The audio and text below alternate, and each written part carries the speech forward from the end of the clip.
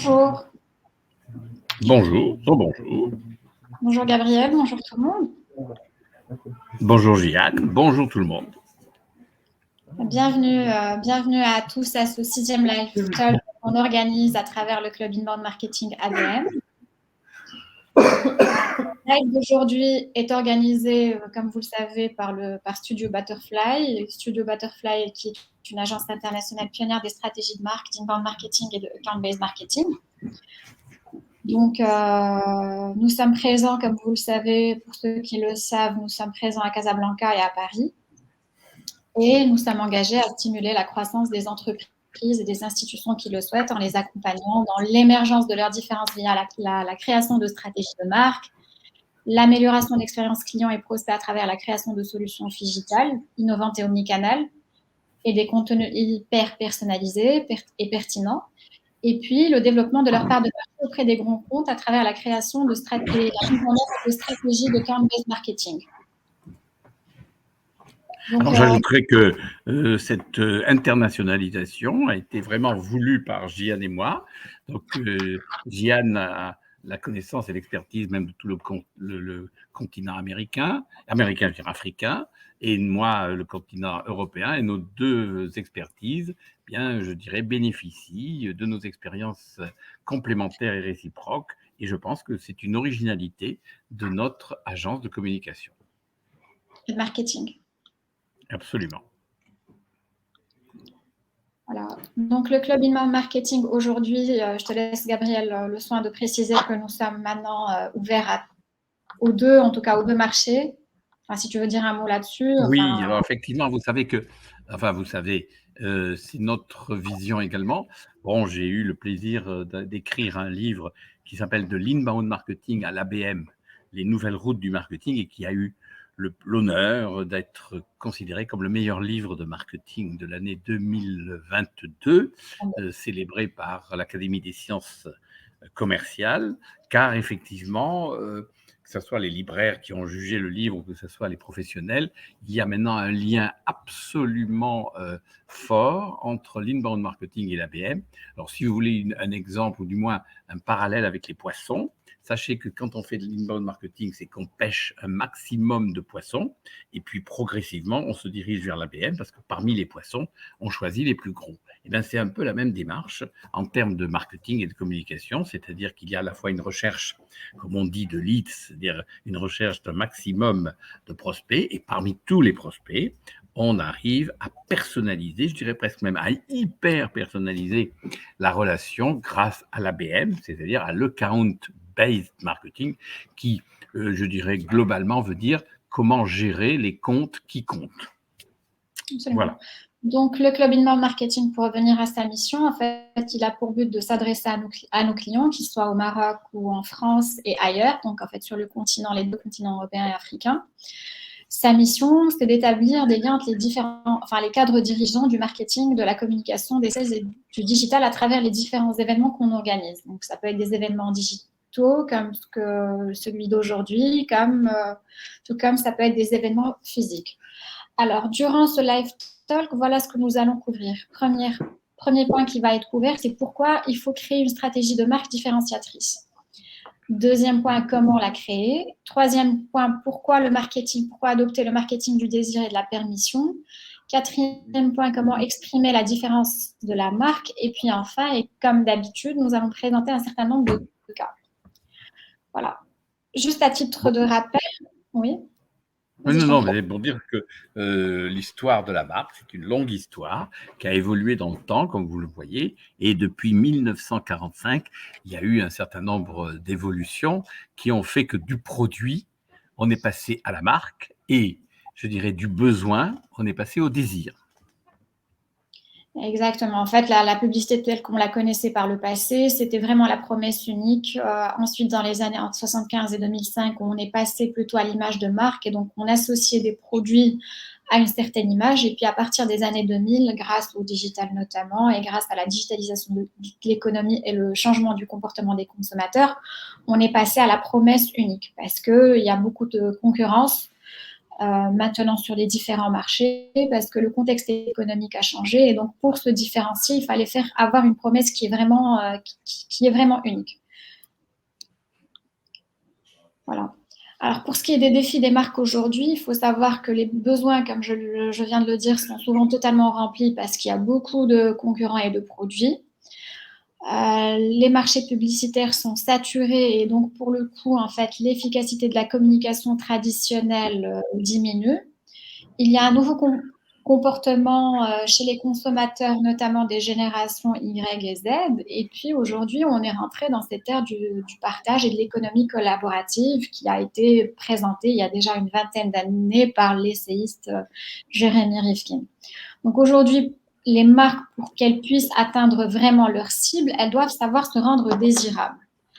Et à côté, en fait, toujours dans le cadre des défis, les marques aujourd'hui, naturellement, elles doivent être performantes financièrement, mais il faut aussi, de par en fait l'évolution du contexte international, tout, il faut qu'elles aient un impact positif, que ce soit sur l'environnement, sur la société. Voilà. Et j'ajouterais que ce défi des marques est d'autant plus prégnant, c'est que face à la qualité souvent technique et des produits, puisqu'il y a des services de développement, des services de recherche, effectivement, aujourd'hui, il n'y a pas de mauvais produits. Alors, c'est l'impact de la marque et l'histoire de la marque et le positionnement de la marque qui constitue un élément différenciateur et qui amène les gens à acheter cette marque parce qu'elle est devenue, comme l'a dit Jeanne, désirable. Voilà, donc pourquoi créer une stratégie de marque différenciatrice ? Il faut savoir que votre marque, c'est ce que les gens disent de vous lorsque vous n'êtes pas dans la même pièce. Donc, que vous soyez banque, assurance, retail, le magasin de retail, société de service, en fait, votre marque, c'est vraiment ce que les gens vont dire de vous lorsque vous n'êtes pas là.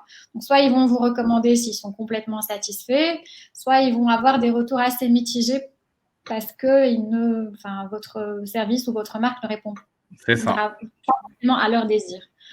Donc voilà, la stratégie de marque relève d'une réelle réflexion stratégique à long terme qui vise à atteindre une série d'objectifs qui aboutit justement à l'identification et la préférence d'une marque par ses clients. Donc, et je dirais, pour ajouter ce que tu dis, Jeanne, c'est qu'on est vraiment dans le cas d'une stratégie de la préférence. Ce n'est pas une stratégie du choix. Il n'y a pas qu'un seul produit. Justement, on est aujourd'hui confronté, je trouve avec bonheur d'ailleurs, à une stratégie de la préférence. Comment préférer votre marque à une autre ? Exactement. Une stratégie de marque réussie englobe la mission de la marque, donc pourquoi elle existe, les promesses qui sont faites à ses clients et la manière dont tout cela est communiqué. Bon, il faut savoir que l'identité de la marque se construit autour de l'histoire d'une entreprise et des différentes campagnes publicitaires qu'elle va produire, donc que ce soit sur les réseaux classiques ou sur le digital. L'identité de marque est visible par tous les signaux qui sont émis, connus, qui sont visibles, tels que le nom, le logo, la publicité, le packaging, les relations clients, l'action commerciale, les events, etc.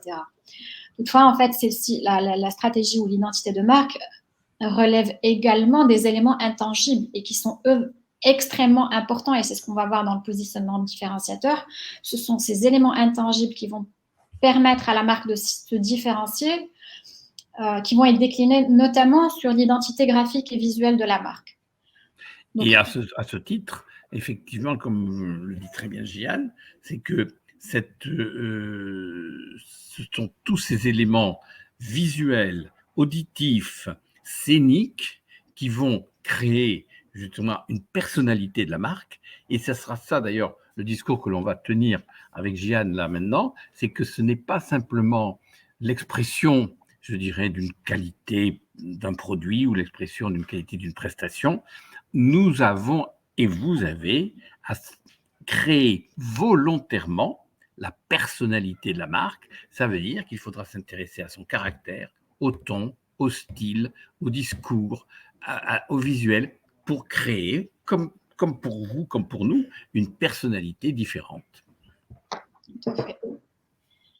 Donc, vous voyez, la stratégie de marque relève vraiment des priorités des boards d'exécution ou des conseils d'administration. Quand vous lisez les témoignages des grands patrons de grandes marques internationales, vous voyez que l'expérience client et l'image de la marque est au cœur des priorités parce que ça permet à la fois à la marque d'être mieux valorisée sur les marchés financiers, mais aussi de booster le volume des ventes, enfin, de booster le business, on va dire.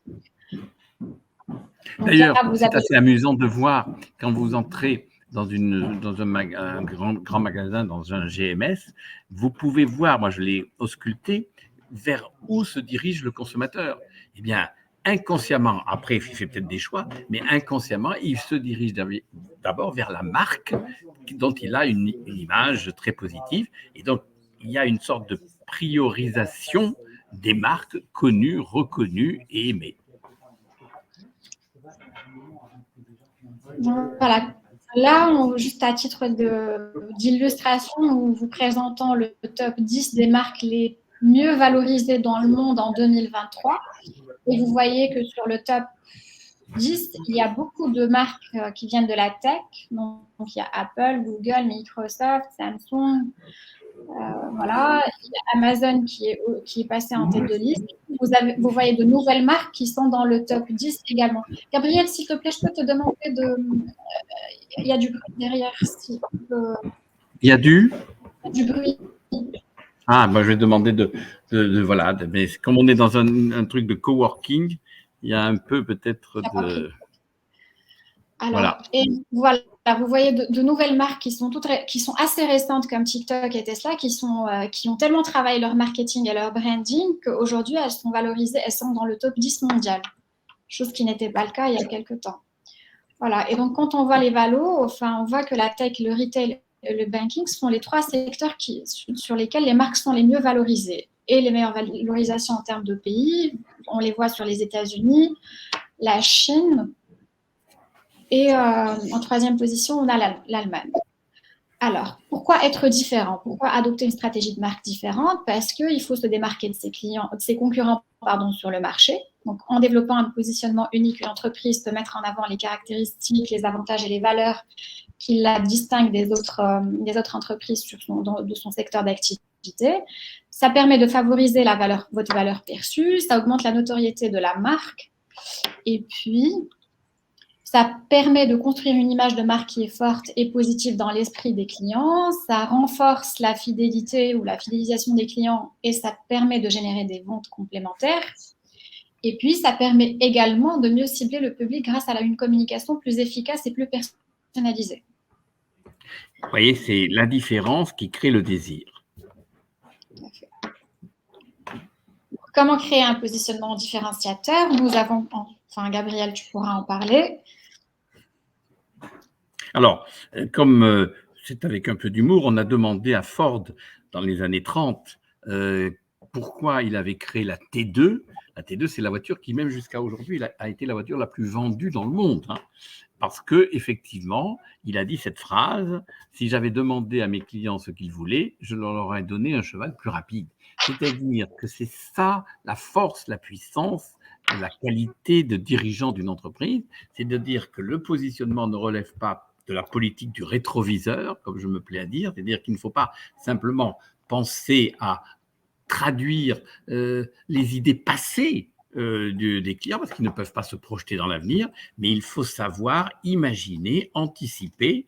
Vous voyez ce que fait Elon Musk, vous voyez ce que fait aujourd'hui avec l'intelligence artificielle un certain nombre de sociétés. Il faut définir par un positionnement justement nouveau et différenciateur l'évolution d'une entreprise. Et donc, c'est cette offre qui constitue, je dirais, l'âme d'une entreprise, comme je trouve très bien dit ici, c'est désormais par l'offre que l'on suscite la demande et non l'inverse. Et donc là, il y a une stratégie de l'innovation qui, Shamkin, qui était aussi un économiste américain, a traduit par la stratégie de l'océan bleu. Et il faut associer la stratégie de l'océan bleu à la recherche d'un nouveau positionnement. Alors là, pour pouvoir trouver une stratégie de marque, je dirais que nous, Gian et moi, on est tout à fait sensibles à ne pas avoir une démarche unilatérale. C'est-à-dire que c'est très important de mettre en œuvre la co-création.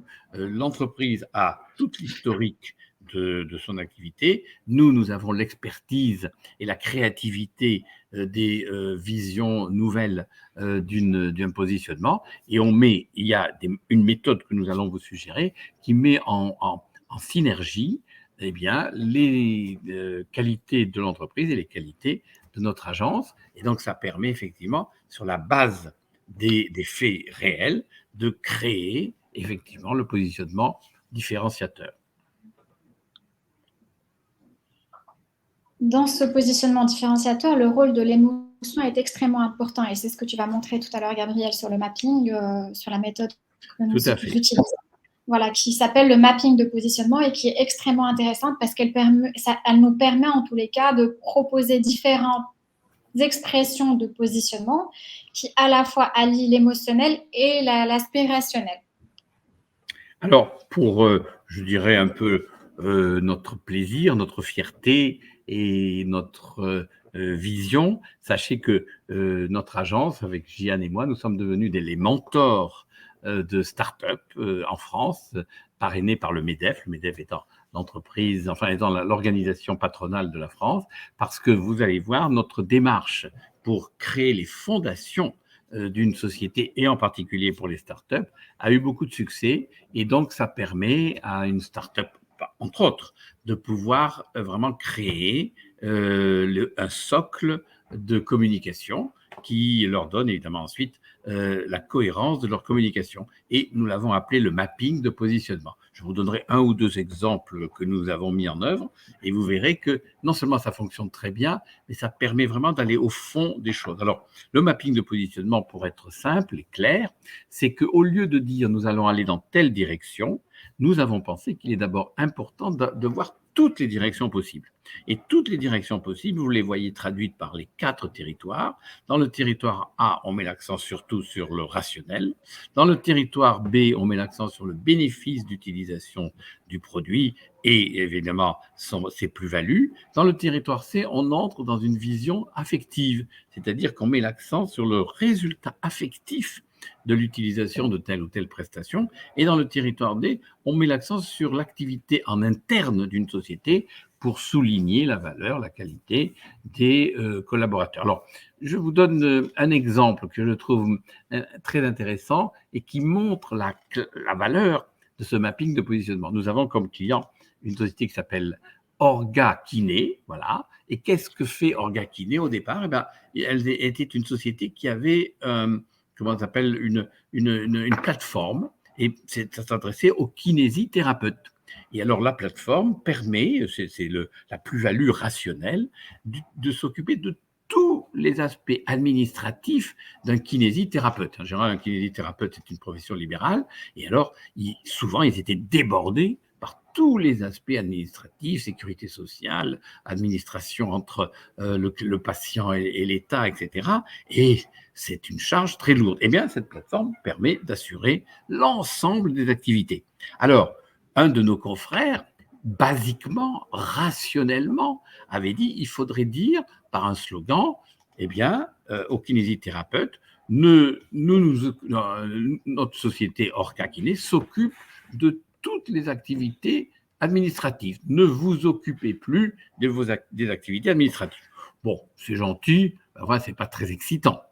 Quand on est arrivé et que nous avons travaillé avec Jihad le mapping de positionnement, eh bien, le slogan auquel on est arrivé vis-à-vis des kinésithérapeutes, c'est de dire « vos patients méritent votre passion ». C'est quand même différent, hein.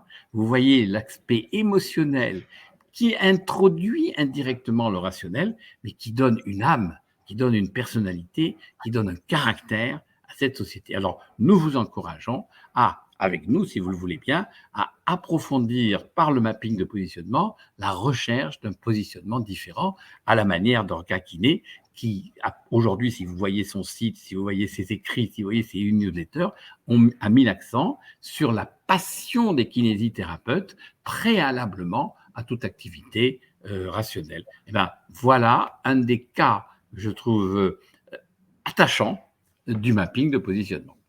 Absolument. Et je me permettrai de rappeler, Gabriel, aussi qu'un positionnement évolue dans le temps. Il n'est pas figé. On peut créer un positionnement de marque aujourd'hui parce qu'on est dans un temps T, dans un contexte T, on a une cible X. Il suffit que le marché évolue, que la concurrence bouge, que les tendances changent, que la clientèle évolue pour que les entreprises aient justement cette prise de conscience qu'il faut faire évoluer ce positionnement. Alors, c'est d'autant plus vrai ce que tu dis. J'ai le cas de Renault, la célèbre société de création d'automobiles, qui était partie il y a déjà quelques années dans le territoire C et qui avait dit Renault, des voitures à vivre, et qui aujourd'hui est venu, pour X raisons, dans le territoire A, où ils mettent Renault, créateur d'automobiles. C'est-à-dire qu'ils ont estimé, bon, pour des raisons marketing, en fait, ce que je crois surtout, c'est qu'ils sont passés des voitures à vivre à créateurs d'automobiles parce que tous les fabricants d'automobiles s'étaient polarisés sur le territoire C. Ils avaient dit l'art de vivre, le plaisir de vivre, etc. Et Renault, pour se différencier, avait fait évoluer son positionnement vers un positionnement, c'était un choix plus rationnel.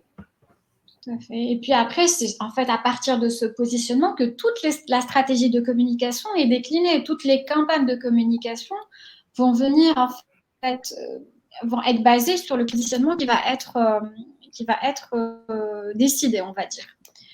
Voilà. Et donc j'aime bien ta phrase. Je me permets évidemment, en tout bien, tout honneur, de revendiquer cette phrase qui souligne le lien très intéressant entre le rationnel et l'émotion. Le positionnement apporte au corps de l'entreprise la logique du cerveau et l'émotion du cœur. C'est l'idéal. Absolument. Et puis, quand on travaille un positionnement, bien entendu, il faut qu'il soit aussi décliné en charte de valeur ou charte d'engagement qui vont être portées par la marque, en sachant qu'aujourd'hui, nous sommes dans un environnement où la génération, comme je l'ai dit tout à l'heure en introduction, Y et Z est très sensible à l'environnement et au développement durable. Donc, il faut que les marques, en fait, prennent ça en considération et qu'elles l'expriment sur leur territoire de communication et dans leur positionnement. Alors, pourquoi le marketing du désir et de la permission? Alors là, c'est une vision que j'ai eue. Pour l'anecdote, j'ai fait HEC, qui est une école de commerce française, et donc j'ai été pris comme chargé de conférence sur le marketing de la permission, avec comme gourou le célèbre Seth Godin. Et donc pendant des années, j'ai enseigné le marketing de la permission aux étudiants d'HEC. Mais je me suis trouvé que, vu l'évolution économique, ce n'est pas le besoin qui même doit inciter à chercher la permission des acheteurs potentiels, mais que c'était le désir. Et donc, effectivement, tout le monde connaît, ou beaucoup de gens connaissent la pyramide des besoins de Maslow. Donc, vous voyez, qui estime qu'il faut effectivement résoudre les besoins vitaux, les besoins physiologiques, etc. Et puis, je me suis dit, ça serait bien de se polariser sur les désirs. Et j'ai imaginé la pyramide des désirs, et qu'on a bien voulu, évidemment, dénommer pyramide des désirs de Shapiro, où là, préalablement aux besoins, on met l'accent sur des attentes désirables. Vous voyez, par exemple, pour attirer quelqu'un sur un site, au lieu de parler des besoins physiologiques, il vaut mieux créer le désir d'inattendu, puis ensuite le désir d'émotion, puis le désir de partage. Et donc, dans cette vision désirable, on met l'acheteur dans une situation très agréable. Et aujourd'hui, quand les prix des marques, quand les prix des produits, comme on dit, de marques reconnues sont à ce point élevés, c'est parce qu'ils répondent avant même le désir, avant même le besoin, à un désir de l'acheteur potentiel. Et moi, je me suis aperçu que dans de nombreux cas, le désir est le stimuli et le stimulant à justifier d'un besoin. Absolument. On va voir ça dans les cas qui vont suivre. On a le cas du Louvre.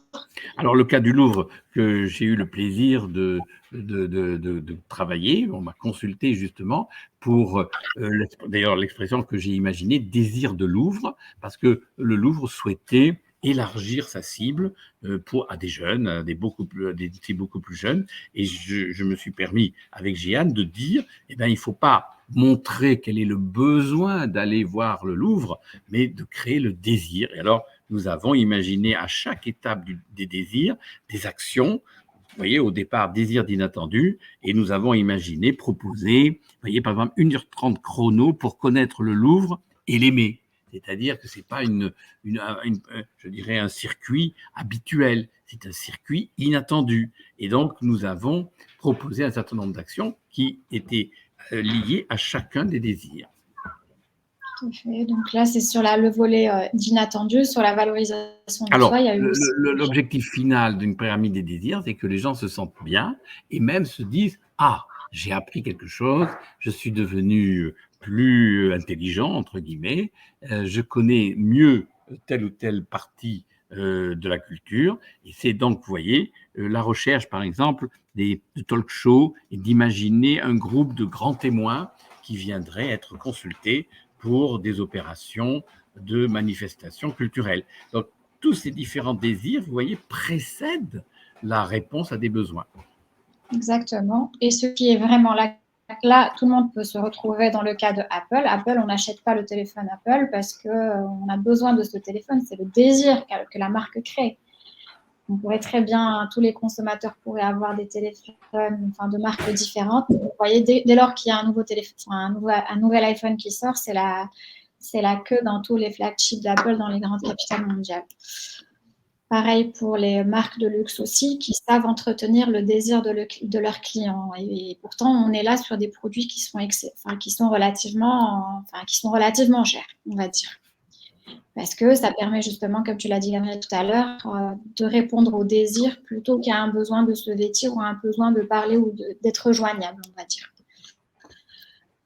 Alors, pour ce qui est du marketing de la permission, alors effectivement, je dirais le gourou, ou bien l'inventeur même presque de l'inbound marketing, c'est ce fameux Seth Godin qui a inventé le marketing de la permission et qui a écrit un livre qui a été mondialement connu qui s'appelle The Permission Marketing et qui a mis l'accent sur le fait qu'il ne faut plus entrer dans un marketing push, mais dans un marketing pull pour attirer, grâce à une stratégie d'appât, les gens vers le fournisseur.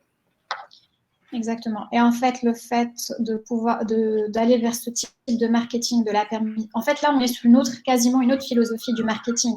On est la permission parce que la permission, c'est quoi? C'est-à-dire que je vais aller m'intéresser au client, je vais regarder quels sont ses désirs, quels sont ses points de douleur, et en fonction de ça, je vais lui faire une proposition de valeur. Donc, ça permet d'abord de créer une réelle relation de qualité avec la clientèle. Et elle permet, à la fin du funnel de conversion, pour ceux qui le connaissent, les funnels de conversion de l'inbound marketing, de créer une relation de confiance. Et donc, je dirais que nous avons, nous, chez Studio Butterfly, la fierté de penser que nous sommes la première agence à avoir imaginé le marketing du désir et de la permission, c'est-à-dire que toutes nos actions de communication créent un lien à la fois désirable et avec l'accord de celui qui écoute ou qui répond, et que donc cette démarche marketing, comme on l'a fait pour le Louvre, crée une relation solidaire entre le vendeur et le fournisseur. Exactement. Et là, on est sur une formule gagnante qui permet d'avoir des campagnes de communication, des campagnes de marketing qui sont beaucoup plus efficaces parce qu'on aura travaillé à la fois le marketing du désir et celui de la permission, tout en ayant bien entendu en amont travaillé le positionnement différenciateur de la marque. Alors, comment est-ce que... coupe, Liliane, le positionnement est vraiment l'élément prioritaire qui permet d'asseoir et de rendre cohérente le marketing du désir et de la permission. Tout à fait. Alors, comment exprimer la différence de la marque? Bon, c'est à travers du contenu. Il y a cette phrase de Bill Gates qui est extrêmement qui interpelle, c'est que voilà, aujourd'hui, le contenu est roi. Pour faire vivre une marque, il faut aujourd'hui beaucoup travailler son contenu. Alors, sur le marketing de contenu, on a différentes étapes. Donc, il y a les étapes de découverte, il y a l'étape de considération, il y a l'étape de décision, et puis la dernière étape qui nous semble, nous, extrêmement importante, c'est l'étape de la fidélisation. Alors, découverte, c'est quoi? C'est, voilà, j'ai un problème, je cherche à le résoudre, je cherche un service ou un produit, je vais aller faire des recherches sur les réseaux sociaux ou sur Google pour trouver une solution à mon désir ou à mon besoin. Ensuite, une fois sur l'étape de considération, une fois que je l'ai trouvé, je vais avoir un contenu qui va me permettre de considérer l'offre des fournisseurs, des prestataires, des marques, des entreprises. Et ensuite, en fonction des différents contenus qu'on aura, enfin, typiquement des livres blancs, des rapports, des tutos, des lives, etc., sur la phase de considération, on va arriver sur la décision où là, on mettra un contenu qui est différent. C'est un autre type de contenu, comme des démonstrations, des témoignages, des événements. Et puis enfin, sur la fidélisation, nous avons à cœur de créer des stratégies de fidélisation des clients parce qu'on le sait très bien, le coût de fidélisation est beaucoup moins cher que le coût d'acquisition d'un client. Une fois qu'on a un client qu'on soit une marque, une entreprise de services ou de produits, il est important de travailler le funnel de conversion en allant de l'acquisition jusqu'à la fidélisation, ce qui permet d'optimiser en fait les budgets qui sont investis. Alors, dans la stratégie de contenu, nous avons différents types de contenus, comme je le disais tout à l'heure, en fonction des étapes. Sur la sensibilisation, on voit les rapports experts, les livres blancs, les infographies, les e-newsletters, etc. Sur la considération, on a un autre type aussi de contenu. Et puis sur la décision, pareil. Et donc, en fait, pour chaque entreprise, pour chaque marque, que ce soit une marque de service, une marque de produit ou un institutionnel ou un territoire, on va proposer un contenu qui est pertinent avec l'entité sur laquelle on travaille. Et donc, vous voyez que cette démarche qui, comme l'a dit Jeanne, va vraiment caractériser votre différence, elle va s'exprimer avec plusieurs stratégies, dont la stratégie digitale. Et dans la stratégie digitale, ne soyons pas plus royalistes que le roi. C'est vrai que nous privilégions l'inbound marketing, mais il faut savoir l'associer à l'outbound, c'est-à-dire aux actions, je dirais, de personnalisation, presque de marketing direct, qui met l'accent sur l'achat même d'achat d'espace, qui est souvent le paid média. Mais effectivement, nous vous conseillons non pas de faire tout ce que vous voyez sur l'écran, mais d'avoir une démarche sélective pour savoir quels sont effectivement les médias les plus porteurs dans l'outbound et dans l'inbound marketing. Absolument. Et nous, ce qu'on fait typiquement, Gabriel, c'est qu'on aide les clients en fait à arbitrer entre des actions inbound et outbound. On sait que sur l'inbound, l'intérêt, c'est qu'on va créer une relation de confiance et durable. Sur de l'outbound, on va pousser un produit sur une durée pour avoir des retours rapidement. Et en fait, quand on parle d'outbound, c'est le marketing d'il y a 20 ans. C'est pareil, sauf que on va pousser de la communication sur du digital. Alors, ce qu'il faut savoir, c'est que la stratégie de contenu doit à la fois répondre naturellement aux désirs et aux besoins des clients, mais elle doit aussi et surtout s'inspirer du positionnement différenciateur de la marque. Donc là, ce qui crée la personnalité de la marque. Exact. Donc, sur les 4 étapes de création de contenu, il faut vraiment créer un contenu qui est adapté à la cible. Donc, si on a un produit, un service ou une marque qui s'adresse à différents segments de cibles, il faut avoir un contenu adapté à chacune. Ensuite, il faut optimiser ce contenu sur le référencement, donc ce qu'on appelle le référencement naturel et le référencement payant, pour qu'on puisse retrouver justement ces propositions sur le digital. Ensuite, il faudra publier et promouvoir le contenu. Et ensuite, sur chaque contenu, il faut mettre un call to action. Alors, pourquoi un call to action? Pour collecter une data et puis pour mettre en fait le contact, le client, enfin le prospect, pardon, sur les CRM des entreprises et pour pouvoir en fait engager une relation, on va dire, commerciale, une fois que le marketing a fait son travail. Alors, il y a différents types de contenus. Gabriel, tu voulais parler de la pertinence. Oui, c'est-à-dire que ce que nous suggérons très souvent, c'est que quand vous avez défini un positionnement différenciateur, il faut le justifier. Il faut que votre volonté repose sur des preuves et des justifications tout à fait visibles. Alors, il y a beaucoup de méthodes. Vous pouvez faire des conférences, vous pouvez faire un site, effectivement, qui correspond tout à fait à votre positionnement. Un contenu intéressant qui est adapté, qui est adaptable et qui est envoyable même, je dirais, en print comme par Internet, c'est un livre blanc ou un manifeste. Nous-mêmes, chez Studio Butterfly, nous avons un manifeste, voilà, nous avons un livre blanc et donc ça permet de concrétiser notre positionnement. Et moi, je considère que toute société devrait avoir sous un nom X ou Y un livre blanc ou un manifeste. Et donc, ça permet effectivement de concrétiser, de prouver la validité d'un positionnement. Tout à fait. Alors, sur la pertinence, on peut avoir aussi des webinaires, on peut avoir des capsules qui vont être là. Vous savez, on regarde là, il y a un certain nombre d'exemples que vous voyez sur une marque cosmétologique où on a fait appel à un médecin pour expliquer quelles sont les problématiques de peau. Sur un autre sujet, on est sur un webinaire qui explique les nouvelles règles de golf qui ont été adoptées il y a 1 an ou 2 déjà. Et donc tout ça, c'est un contenu qui est vraiment pertinent et qui intéresse en fait les clients ou l'audience qu'on est en train de targeter. Sur l'aspect découverte, là aussi, nous avons un autre exemple. Ça, c'est un exemple marocain. On a des joueurs élites sur le secteur golfique que les golfeurs eux-mêmes ne connaissent pas. Donc, l'idée, ça a été de faire un certain nombre de capsules pour présenter ces joueurs-là, qui sont les futurs, qui vont être sûrement les futurs champions de demain, et puis montrer typiquement quelle est la journée type d'une joueuse pro-ette. Il y a un autre type de contenu qui a pour objectif de divertir l'audience.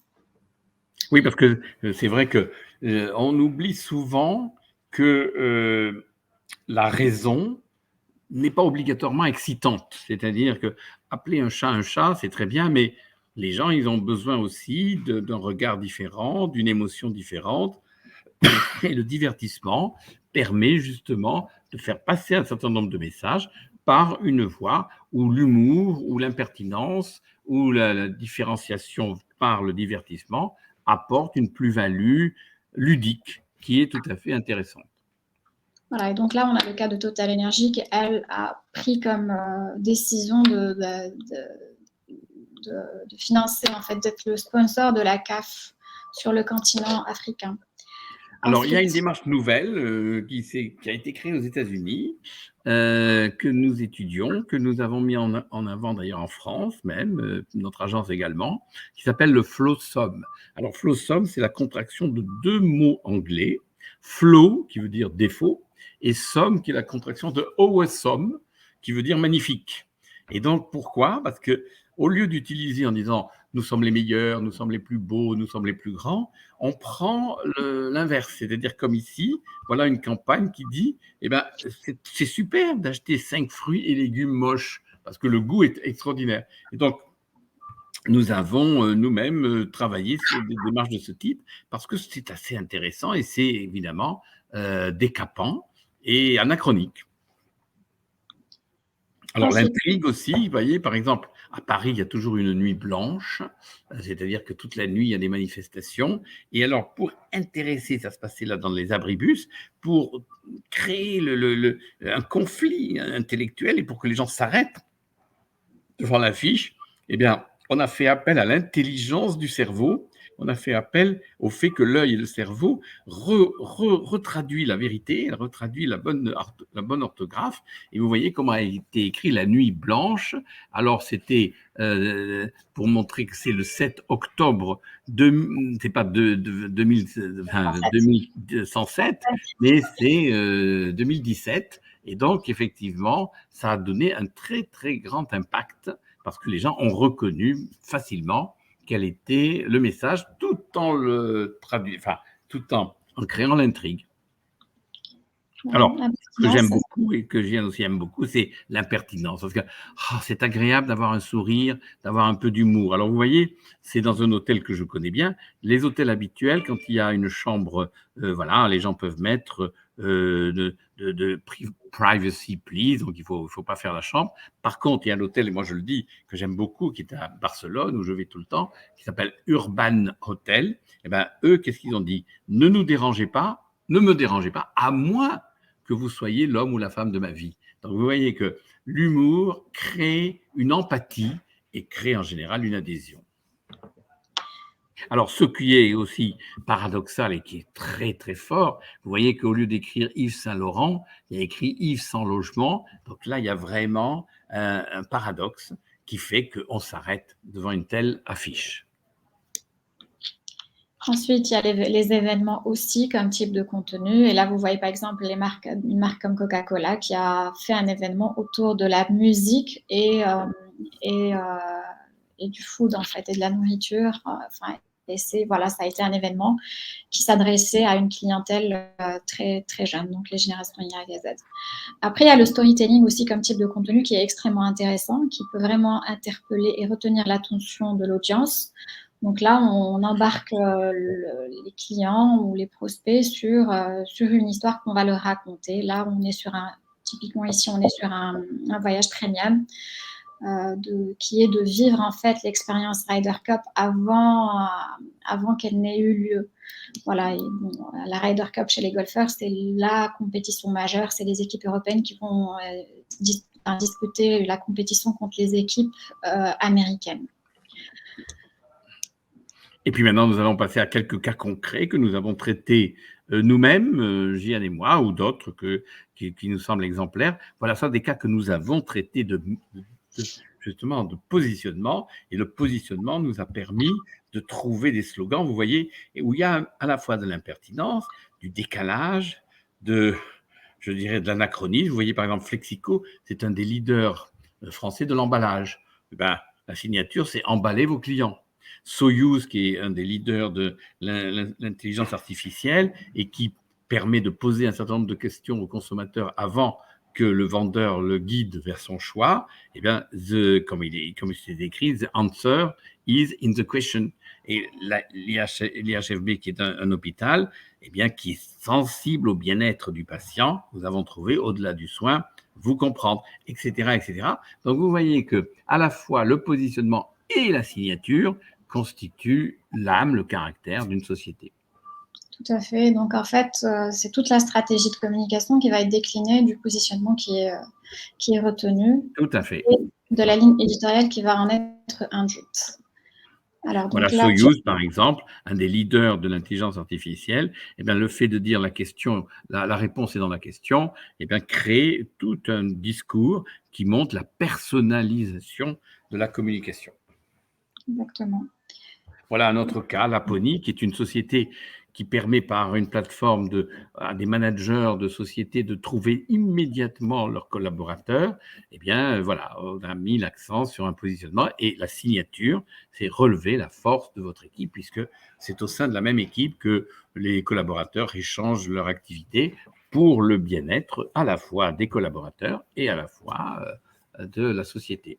Voilà, et ce positionnement, on le retrouve sur la création du site, sur la création de tous les contenus qui vont être induits, les livres blancs, les manifestes, les vidéos, tout ce qui va être fait. Pareil pour l'Institut hospitalier, qui est un hôpital. Et vous voyez que tout ce qu'on a fait était induit de la philosophie du care, qui est la philosophie de la bienveillance et de l'attention portée à autrui. Donc, tout ce qui a été fait a été effectivement induit de cette philosophie.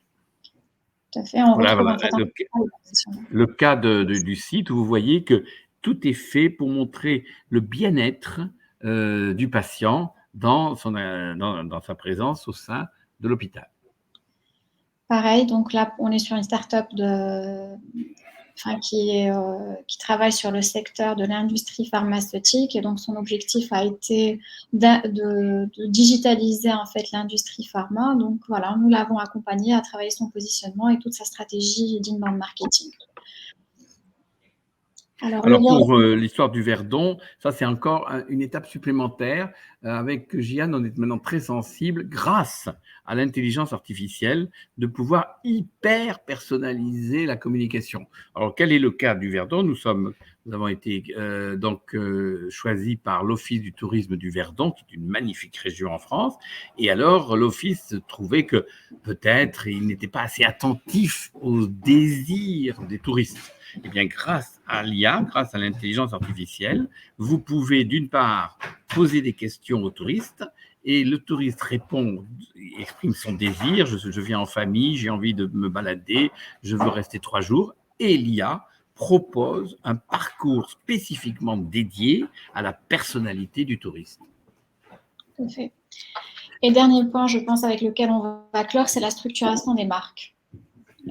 Alors, là, dans ce cadre-là, maintenant, de plus en plus, selon la puissance, la largeur d'offre d'une société, vous avez souvent une marque mère, c'est-à-dire la marque corporate, qui sous-tend et qui soutient des marques filles, parce qu'il y a un certain nombre de prestations qui n'ont pas toujours des liens entre elles. Et donc, c'est là toute une démarche intéressante entre la marque mère et les marques filles. Voilà. Et là, en fait, c'est une structuration. Enfin, quand on est sur des cas où les entreprises, elles sont sur différents secteurs d'activité sans qu'il y ait une marque ombrelle, on peut l'accompagner dans cette réflexion-là pour structurer justement l'ensemble des marques. Donc, pour aller de la marque ombrelle, la marque mère, aux marques filles, et avoir une cohérence d'ensemble. Ne plus avoir une gamme déconnectée, une autre ailleurs. On accompagne en fait les entreprises vraiment à créer une structure et une cohérence d'ensemble quand c'est souhaité. Et voilà. Et donc, ce qu'il faut savoir, c'est que sur les marques, rien n'est permanent sauf le changement, du fait que l'environnement change, que les consommateurs changent, que les tendances changent, que les pratiques changent, que le digital aussi vient bousculer les choses. Donc, il faut réellement revoir ce positionnement différenciateur à chaque fois. Toutes les 3 années, moi je dirais 4 ans, de fait à rester, faire en sorte de rester à l'ère du temps et puis de rester différent et créer ce que tu as dit tout à l'heure, Gabriel, la préférence de la marque chez ses clients et chez ses prospects. Pas le choix, mais vraiment la préférence. Je vais choisir cette marque-là parce que c'est elle qui me correspond et qui répond à mes désirs, on va dire.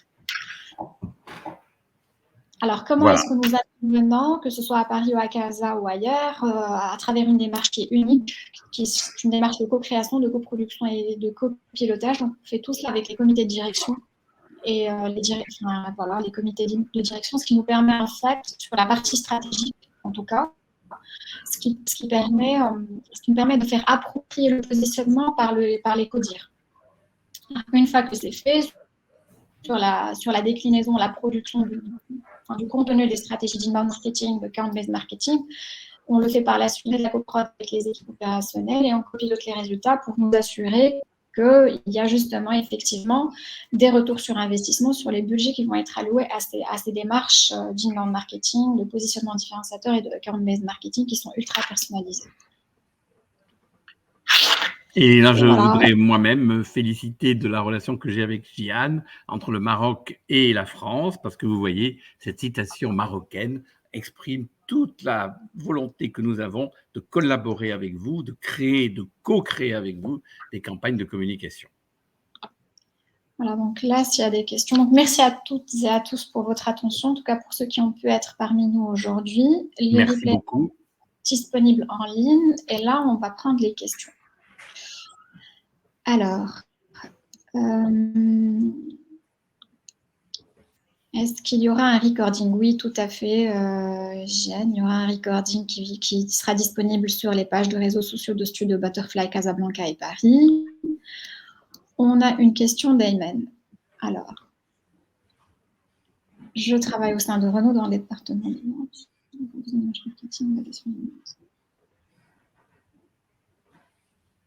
Voilà, là, on est sur une recherche en fait de stratégie, de mise en place d'une stratégie d'inbound marketing pour promouvoir l'image de la marque et pour attirer des clients vers les points de vente de la marque Renault. Alors, comme Eman vous le dites si bien, il faut trouver une stratégie d'appât et je vous suggère là d'avoir une démarche en 3 temps, c'est-à-dire de souligner, je dirais, l'intrigue, c'est-à-dire de montrer que dans les points de vente, il se passe quelque chose, il y a un événement. Deuxièmement, il faut créer l'événement, c'est-à-dire à vous de sentir ce qui pourrait créer l'envie aux gens de venir parce qu'il y a un événement.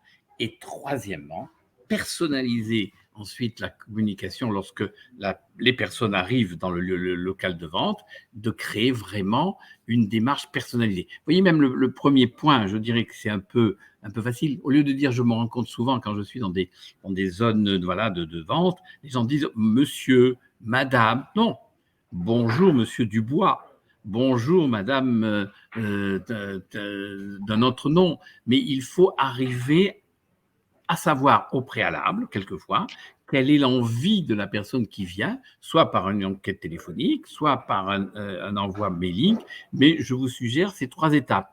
premièrement, justement, suggérer par l'intrigue qu'il se passe quelque chose de différent dans le lieu. Deuxièmement, créer l'événement dans le lieu. Et troisièmement, personnaliser la relation. Alors, Ayman, moi, je compléterai ce que vient de dire Gabriel par une... Bon, alors, il y a le positionnement, effectivement, qui va être au cœur de toute votre stratégie d'inbound marketing. Donc, vous allez reprendre, en fait, les éléments du positionnement de la marque Renault, qui est, lui, mainstream, je pense. Et après, ce qu'il va falloir faire pour proposer un contenu et des events qui sont personnalisés, regardez, en fait, les différentes verticales que vous avez. Aujourd'hui, la marque Renault, elle cible qui? Est-ce qu'elle cible les jeunes? Est-ce qu'elle cible les seniors? Est-ce que ce sont des cadres? Est-ce que... Voilà, vous avez des verticales. Il faut vraiment faire ce qu'on appelle les stratégies de persona. Vous intéresser au profil des personnes, à leur point de douleur, pour pouvoir justement proposer un certain nombre de contenus qui vont faire en sorte de ramener, y compris des contenus qui vont inclure notamment les events et qui vont vous permettre en fait de ramener les styles que vous voulez, que vous êtes en train de targeter. Voilà. Et puis, si vous avez besoin d'un accompagnement dans ce sens, il ne faut pas hésiter à nous appeler, à nous contacter pour qu'on puisse faire une petite réunion et qu'on voit. Alors, comme vous le dites améliorer le positionnement, eh ben, effectivement, c'est comme le dit Jeanne, c'est la création d'une réunion en co-création. Effectivement, au préalable, eh bien, on vous pose un certain nombre de questions pour nous-mêmes bien percevoir le positionnement actuel de Renault dans votre univers. Et ensuite, justement, grâce au mapping de positionnement, rechercher 4 types de positionnement et à vous de choisir après, avec nous, le positionnement qui vous semble le plus différenciateur. Mais c'est vrai que dans cet univers, vous pouvez, vous voyez, à la fois mettre l'accent sur l'émotion, parce que le secteur automobile, c'est un secteur émotionnel, mais peut-être s'appuyer sur des aspects plus rationnels. Mais c'est vrai que nous sommes assez sensibles à différencier une marque par la satisfaction émotionnelle. Mais attention, dans le secteur automobile, ça a été une activité qui a été souvent privilégiée. Donc, il s'agit effectivement, par une réunion d'une journée avec Jeanne, de, je dirais, approfondir ce positionnement. Et créer une stratégie d'inbound marketing. Absolument, absolument. C'est-à-dire que par la suite, ce positionnement n'a de sens que s'il est, je dirais, suivi par une stratégie inbound marketing. Exactement. Alors, autre question. Avez-vous déjà bossé sur une stratégie d'e-réputation? Oui, bien sûr. Bien sûr. Nous, enfin, que ce soit au Maroc, je ne sais pas, mais en France, nous avons effectivement travaillé beaucoup pour des banques. C'est que les banques qui ont quelquefois une image un peu difficile parce qu'on ne prête pas de l'argent comme ça, eh bien, nous avons, pour des banques, mis l'accent sur de la e-réputation. Toutes les stratégies de contenu contribuent à améliorer les réputations et l'image de la marque sur le digital. Donc, c'est effectivement des choses sur lesquelles nous travaillons. Après, il faut préciser et il ne faut pas hésiter. Il ne faut pas hésiter à nous solliciter en one-to-one pour discuter avec vous du cas, du besoin plus précisément, pour qu'on puisse vous aider au mieux. Ayman, ça avec plaisir. C'est un plaisir. Merci beaucoup, Ayman. Alors, je ne sais pas s'il y a d'autres questions.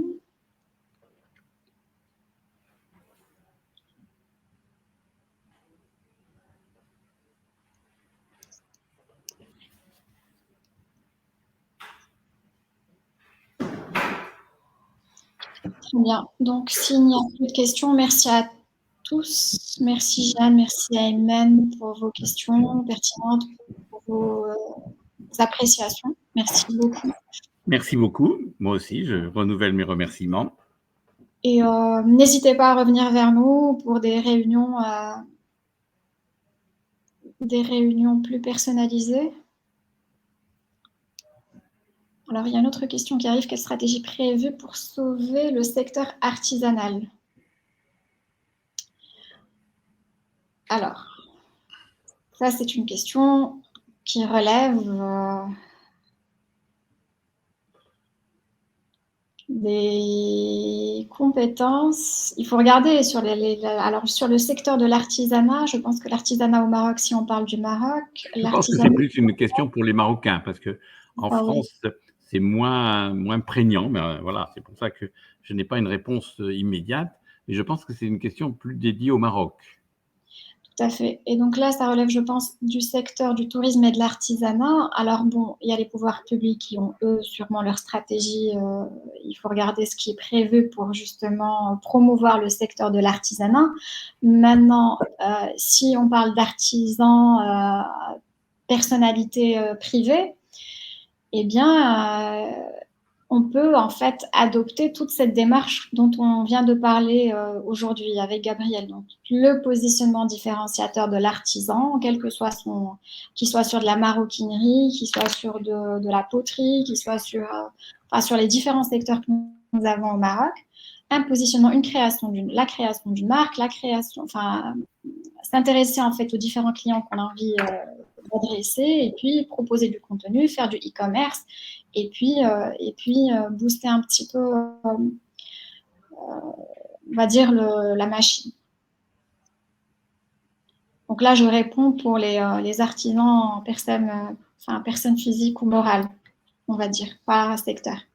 Le secteur, là, il faut regarder ce qui se passe au niveau des stratégies proposées par... Globalement, quel que soit d'ailleurs le secteur, comme vous l'avez pu le percevoir, c'est toujours la recherche de la différence. Quand on est différent avec effectivement une offre qui intéresse, donc il y a des enquêtes à faire, vous êtes vraiment dans la bonne voie. La différence crée l'envie, ça c'est sûr. Si vous faites un produit identique à votre confrère, à votre concurrent, je dirais à celui qui se trouve à votre voisin, vous ne réussirez pas. La différence crée le désir et crée le chiffre d'affaires. Tout à fait. Et pour revenir, et après, il y a le storytelling, en fait. Sur la différence, on peut aussi mettre en avant le profil de l'entrepreneur, le profil de l'artisan, qui, lui, peut interpeller, peut intéresser, à partir de là, décliner toute la stratégie d'inbound marketing. Alors, merci. Voilà, donc merci tout le monde. Merci beaucoup. Gabriel, tu as un remerciement, toi aussi. Merci. Voilà. Je connais Eman et je suis ravi que mes propos, mes idées, mes conseils portent ses fruits progressivement et je souhaite beaucoup je dirais, de succès à Eman dans son activité professionnelle. À Ayman, à Fatima, à Jiane, à tout à tous ceux fait, qui m'ont suivi. Je les connais moins, je ne connais plus personnellement Eman. Très bien.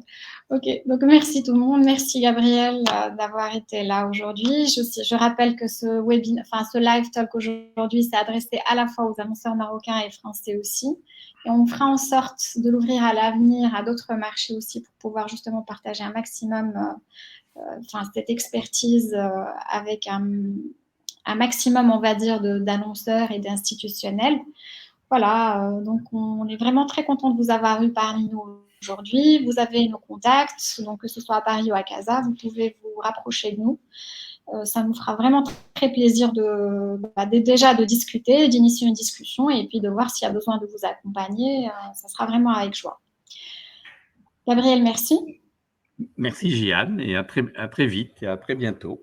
À très bientôt pour d'autres live talks. Voilà. Bonne fin d'après-midi à tous. Au revoir.